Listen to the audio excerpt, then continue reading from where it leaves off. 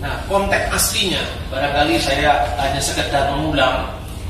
Itu disebutkan di dalam pupuk yang ke-135 angka atau baris nomor kelima yang berbunyi ruanika datu winuwus wara budawiswa biniki rakwaring apan kena parwanosan mangka jinatwa lawan siwat takwa tunggal binika tunggal ika tanhana dharma mangruwa.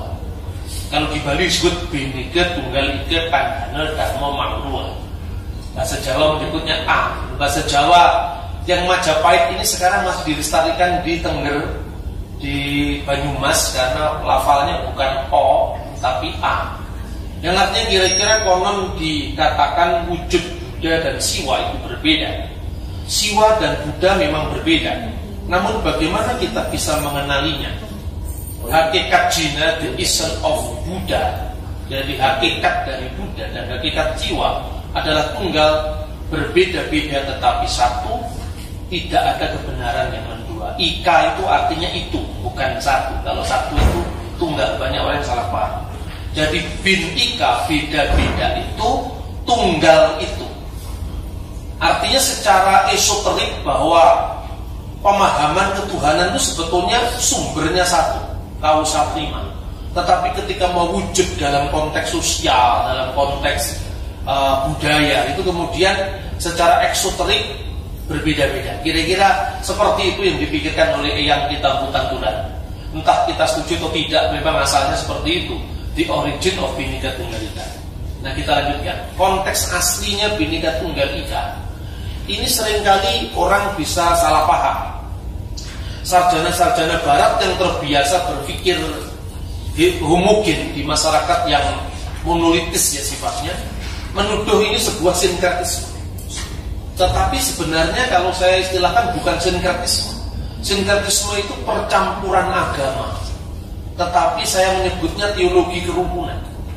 Karena Siwa dan Buddha sendiri itu sebagai agama yang dominan di Majapahit itu tidak lebur menjadi satu, tetapi berdampingan begitu harmoninya. Karena menyadari perbedaan Bhinneka Tunggal Ika, tetapi mereka punya komitmen untuk bersatu, Tunggal Ika.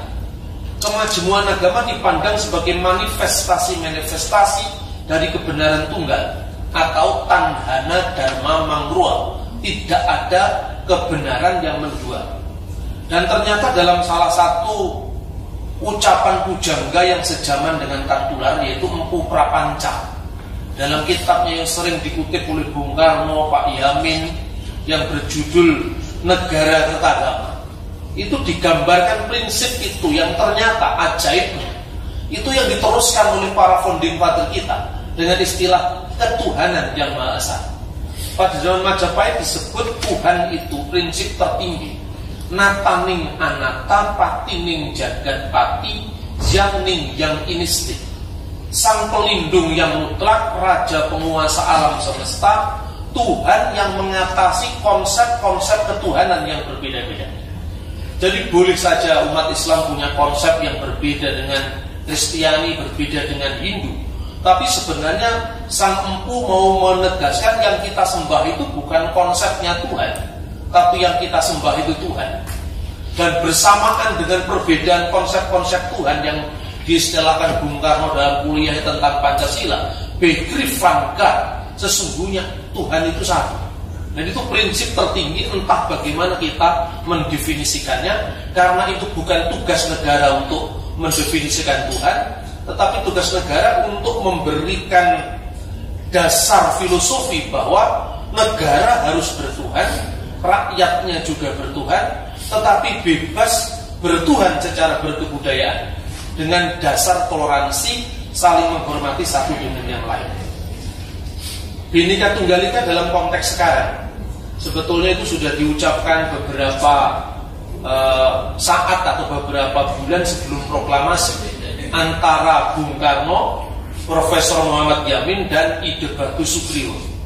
Konon menurut catatan sidang notulen dari Dokore Cucumbi Cosake atau BPUPKI itu, Pak Yamin yang pertama mengucapkan kata-kata Bhinneka Tunggal Ika.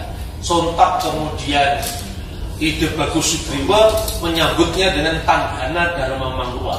Artinya memang istilah itu sudah sangat populer sekali di Bali saat itu. Dan kemudian akhirnya disepakati untuk menjadi sesanti atau semboyan di dalam lambang negara kita, yang artinya bukan sekedar keberagaman dalam kesatuan teologis seperti semula, tapi ditarik dan diinterpretasikan menjadi lebih luas lagi, yaitu perbedaan dalam suku, ras, agama, budaya, adat istiadat, bahasa, dan lain-lain yang lebih kompleks. Namun kita ini satu bangsa, satu tanah air, yaitu Indonesia. Kita lanjutkan. Saya mencoba untuk menyingkat secara dalam segenggam apa yang kira-kira kita bicarakan sekarang. Yang di tengah adalah Bhinneka Tunggal Ika. Sebetulnya saya mengacu pada seorang ahli Indonesia, ya, orang Prancis namanya Denis Lombard. Dia mengatakan demikian: masa awal sebuah kebudayaan atau perorangan menentukan masa kini dan masa depan. Artinya bahwa bangsa itu berawal dari bagaimana dia sendiri memandang dirinya. Nah, kemudian juga berkaitan dengan itu adalah seorang intelektual Kristen Mesir namanya Milad Ana. Dia menulis buku yang berjudul Qabulul Akad, menerima pihak lain. Dia mengatakan warisan pluralisme suatu bangsa menentukan kearifan untuk mengelola perbedaan. Dan dia memberikan contoh. Mesir itu memiliki 7 pilar peradaban yang disebutkan dengan Amidah al-Sab'ah li-Saksiyatil Masriyah. Jadi 7 pilar peradaban Mesir itu karena merupakan serpian-serpian dari budaya-budaya yang datang sebelumnya. Saya kira Pak Baktir Ali mengajar khusus di sana, paham nanti itu. Di sana ada warisan Fir'aun, jadi warisan peradaban yang kuno. Kemudian secara harmoni menerima pengaruh Romawi, Yunani. Ketika agama Kristen masuk, kemudian bersinergi dengan kebudayaan setempat, Koptik, Kristen, dan kemudian budaya Arab masuk, Islam Arab, ada 7 pilar peradaban. Sehingga Mesir itu Islamnya jauh lebih ramah ketimbang katakanlah Afghanistan atau Pakistan yang menerima budaya lebih heterogen, yang lebih pluralis. Berbeda dengan Jerman katanya. Kalau sebuah bangsa, ini saya mengutip Profesor Olaf Suman, sebuah bangsa itu kalau memiliki rujukan kemajemukan masa lalu yang besar, itu lebih lebih tatap menghadapi masa depan, mengelola kemajemukannya. Jerman itu sisa-sisa dari apa yang dulu disebut Imperium Romanum Sacrum. Hampir 1000 tahun mereka menerima warisan Romawi Yunani sebagai sebuah imperium besar. Tetapi sesungguhnya identitas itu hilang sama sekali. Saya orang Jerman, saya orang Perancis, saya orang Belanda, itu tidak ada. Ditelan di dalam sentralitas Romanum Sacrum. Makanya ketika Imperium Roma itu bubar, bangsa-bangsa ini kesulitan mendefinisikan dirinya. Saya ini siapa? Lalu Jerman pun mengambil dasar nasionalisme itu dari mitologi rakyat yang disebut Nibelungen. Jadi mereka tidak pernah memiliki pengalaman sejarah kemajemukan yang besar. Akhirnya apa? Sakit jiwa juga. Kayak Luther namanya Hitler yang mengatakan Jerman Überalls, Jerman itu di atas segala-galanya, dan kemudian menganggap ancaman bagi orang lain yang dianggap lebih superior. Maka munculnya peristiwa pembunuhan orang Yahudi tahun 40-an itu. Nah, bangsa kita ini beruntung, kita ini memiliki warisan sejarah yang berabad-abad terbiasa dengan kemajemukan. Bhinneka Tunggal Ika itu sebagai living reality Indonesia selama berabad-abad. Kemudian ketika Bung Karno mencari rujukan bersama para founding father, awal tahun 45 itu kan kita dihadapkan dengan legitimasi agama atau legitimasi bukan agama. Waktu itu baru runtuhnya Khalifah Turki. Bung Karno menulis dalam Gibah Benda Revolusi, sejarah yang akan mencatat apakah Mustafa Kemal Atatürk itu benar atau salah. Tapi yang jelas waktu itu kalau pilihan bernegara paling tidak kalau tidak sekuler ya teokratis. Tetapi bangsa kita sekali lagi ketika dia menerima warisan sejarah pluralisme yang berabad-abad, menemukan paradigma bukan teokratis, bukan pula paradigma sekularis, tapi paradigma simbiotik yang bisa memadukan antara religiositas bangsa yang memang sangat mengagungkan Tuhan, tapi di pihak lain pluralistik sekali warisan kemajemukannya. Maka negara kita berketuhanan yang Maha Esa, tapi bukan teokrasi. Tidak terbayangkan dulu ketika bangsa kita memiliki sistem legitimasi yang seperti ini. Karena di beberapa negara bagian di Amerika, orang membaca Injil sebelum pelajaran saja bisa dikenai sanksi, karena itu asas memisahkan mutlak sama sekali negara dan agama. Maka itu yang kemudian oleh para founding father disebut bagaimana kita mendirikan negara kebangsaan nasional stat ini, lalu memperoleh rujukan Sriwijaya dan Majapahit. Nah, tetapi kalau kita lihat dalam sejarah, dinamika antara kalau kebenekaan di satu pihak, kemudian itu juga membahayakan ketunggal ikaannya, tetapi sentralitas yang terlalu kuat, yang kemudian meleburkan sama sekali perbedaan itu, juga itu akan mengancam masyarakat kita yang sesungguhnya. Karena itu saya mencatat pasang surutnya Sriwijaya jatuh bangun jadi Majapahit itu sesungguhnya karena gagal mengelola antara yang bhinneka dan yang tunggal ika. Nah, kemudian aplikasinya bagaimana dalam semboyan negara ini, coba menyatukan keberagaman budaya. Jadi orang Batak tidak hilang kebatakannya ketika dia jadi Indonesia. Saya tetap bangga jadi orang Jawa, sekalipun saya tidak mengatakan bahwa Jawa lebih baik dari Madura seperti Pak Mahfud misalnya. Artinya bahwa kebinekaan kita ini tidak menenggelamkan jati diri kita masing-masing.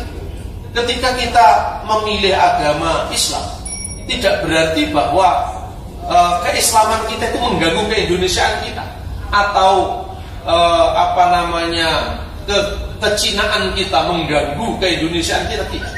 Jangankan satu generasi, katanya Bung Karno, 10 generasi pun tidak bisa menghilangkan yang namanya rahang Batak atau sipit Tionghoa, ikal mayang Irian atau kuning langsat Manado, sawo mateng Jawa atau lidah Bali. Karena Tuhan Allah Subhanahu wa Ta'ala, kata Bung Karno, telah menakdirkan bangsa kita yang mendiami teritori antara Sabang sampai Merauke ini memang hukum sejarahnya menjadi satu. Itulah sebabnya kemudian Bhinneka Tunggal Ika ini menjadi roh yang bagaimana membingkai kebinekaan kita ini. Dan syukur alhamdulillah karena undang-undang dasar kita di pasal-pasalnya mencantumkan implementasi semboyan ini dalam kehidupan berbangsa, bernegara, dan bermasyarakat. Jadi Nusantara itu istilah India untuk menyebut tanah air kita. Itu bukan sekedar hamparan antara nusa-nusa, tetapi sekaligus juga hamparan beragam nilai-nilai budaya dari dunia, budaya dunia yang saling bertemu dan berdialog secara dinamis. Luar biasanya Bapak Ibu, fakta ini tidak hanya dicatat oleh sejarah kita, tetapi sejarah bangsa-bangsa itu sudah mencatat Indonesia jauh sebelum bangsa kita mencatat sejarah kita sendiri. Bukankah kita diajari prasejarah kita itu abad keempat, Prasasti Kutai Mula Warman. Tapi sesungguhnya sebelum abad keempat sudah ada catatan-catatan dari India, Cina, bahkan Timur Tengah tentang Indonesia. Saya mencoba untuk menggalinya karena paling tidak bagaimana saya katakan ya, kebanggaan sebagai bangsa itu mesti ditanamkan. Kita lanjutkan. Tidak banyak lagi, ini coba saya kutip dari Srimad Walmiki Ramayana. Ini teks aslinya dari bahasa Sanskerta. Sebab kalau saya ngomong hanya Ramayana, itu Ramayana dari Candi Prambanan, dan usianya baru abad ke-8. Ini abad kedua Masehi. Jadi orang India sendiri sudah menyebut Indonesia ini luar biasa. Yatnawanto Jawa Dwipang Saptaraju Pasupitang. Jelajahilah atau negeri yang dapat dicapai dengan mendaki bukit, menyeberangi lautan dengan kapal itu oleh para wanara, haruslah kau capai. Usahakanlah menjelajahi pulau Jawa. Yatnawanto Jawa Dwipang Saptaraju, Sapta itu 7, Rajo itu adalah wilayah kerajaan, pasobitam sebagai hiasan. Dan kemudian sastra yang sama dari India namanya adalah Purana. Sastra Purana itu ditulis pada masa dinasti Chandragupta, itu abad kedua Masehi. Sudah menyebut 7 pulau Nusantara. Yang pertama Jawa Dwipa, Bali Dwipa, Barhina Dwipa, itu adalah Borneo, Barhina Dwipa Borneo, Sanka Dwipa itu adalah Sulawesi, kemudian Sanga Dwipa itu Nusa Tenggara, dan kemudian Suwarna Dwipa itu adalah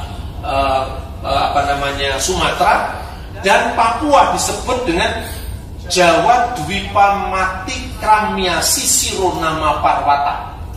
Jadi ujung paling luar dari Pulau Jawa yang memiliki gunung yang namanya Sisira, puncaknya mencapai langit dan bersalju.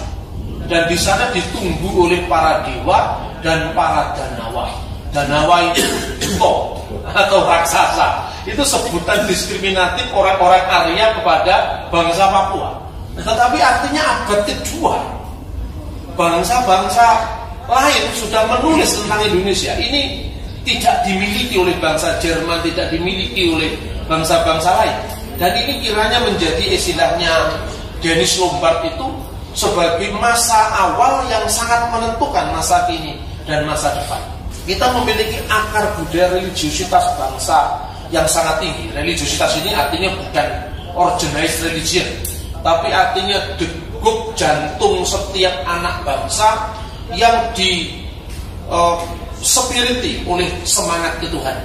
Jadi negara kita itu tidak mungkin jadi negara yang tidak bertuhan, karena itu catatan rentangan sejarahnya yang berabad-abad. Bahkan kata sembahyang itu aslinya dari zaman pra Indonesia modern. Prasasti Dapun Tajam itu di Kedukan Bukit itu disebutkan Dapun Tajam Nayek Kaparau Mangalap Jaya Sidayatra. Itu prasasti Sriwijaya. Dapun Tajam itu artinya pengabdi pada Zat Tuhan, dan kata sembahyang menyembah Tuhan. Entah bagaimana didefinisikan menurut ilmu kalam atau menurut teologi Kristen, itu bukan urusan negara.